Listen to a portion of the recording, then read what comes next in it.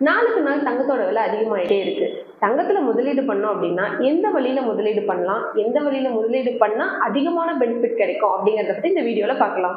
நாங்க ஜீரோதாவோட official authorised partner. நீங்க ஒருவேளை டிமேட் அக்கௌண்ட் ஓபன் பண்ணோம் அப்படின்னு நினைச்சீங்கன்னா எங்களை கான்டாக்ட் பண்ணி உங்களோட டிமேட் அக்கௌண்ட்டை ஓபன் பண்ணிக்கலாம். அதுவும் நீங்க ஃப்ரீயாவே ஓபன் பண்ணிக்கலாம். தமிழ்நாட்டுல எங்க பிரான்ச் ஆஃபீஸ் இருக்கு அப்படிங்கறத டிஸ்பிளேல பார்த்து தெரிஞ்சுக்கலாம். நீங்க இப்ப தங்கத்துல முதலீடு பண்றீங்க, எப்படி உங்களோட ரிட்டர்ன் ஆன் இன்வெஸ்ட்மெண்ட் அதிகப்படுத்தலாம், உங்களோட முதலீட்டுல அதிக லாபம் பெற என்ன பண்ணலாம் அப்படிங்கறத நான் உங்களுக்கு சொல்றேன்.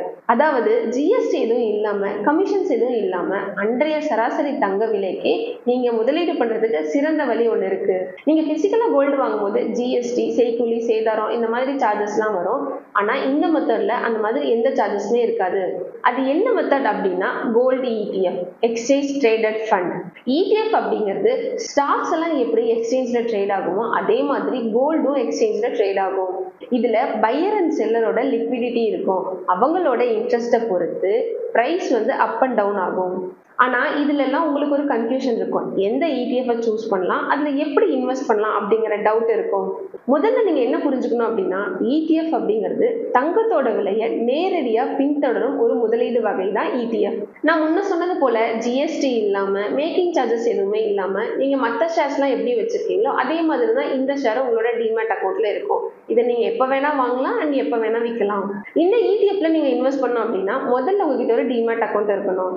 உங்ககிட்ட டிமேட் அக்கௌண்ட் இல்ல, ஜீரோதால நீங்க ஓபன் பண்ணணும்னு விருப்பம் இருந்துச்சுன்னா எங்களை கான்டாக்ட் பண்ணுங்க. ஃப்ரீயா உங்களுக்கு நாங்க டிமேட் அக்கௌண்ட் ஓபன் பண்ணி கொடுக்குறோம். ஜீரோதாவோட கைட்ல போயிட்டு கோல்டு ETFன்னு சர்ச் பண்ணீங்கன்னா லிஸ்ட் ஆஃப் ETFs எல்லாமே வரும்.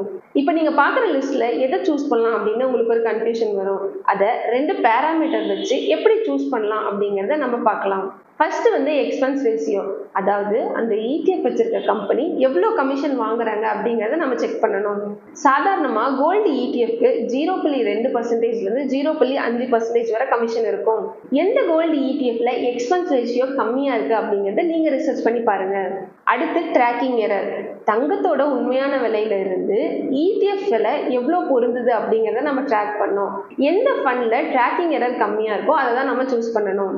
ஞாபகம் வச்சுக்கோங்க, ட்ராக்கிங் எரரும் எக்ஸ்பென்ஸ் ரேஷியோவும் அப்பப்போ மாறிக்கிட்டே இருக்கும். ஸோ நீங்க இன்வெஸ்ட் பண்றதுக்கு முன்னாடி அது எப்படி இருக்கு அப்படிங்கறத ரிசர்ச் பண்ணி அதுக்கப்புறமா உங்களோட இன்வெஸ்ட்மெண்ட்டை ஸ்டார்ட் பண்ணுங்க. தங்கத்துல முதலீடு பண்ணணும்னு நினைக்கிறவங்க இப்படி ஒரு ஆப்ஷன் இருக்கு, அதை தெரிஞ்சுக்கிட்டு ரிசர்ச் பண்ணி உங்களோட முதலீடு ஆரம்பிங்க. Invest wisely for better future. Thank you.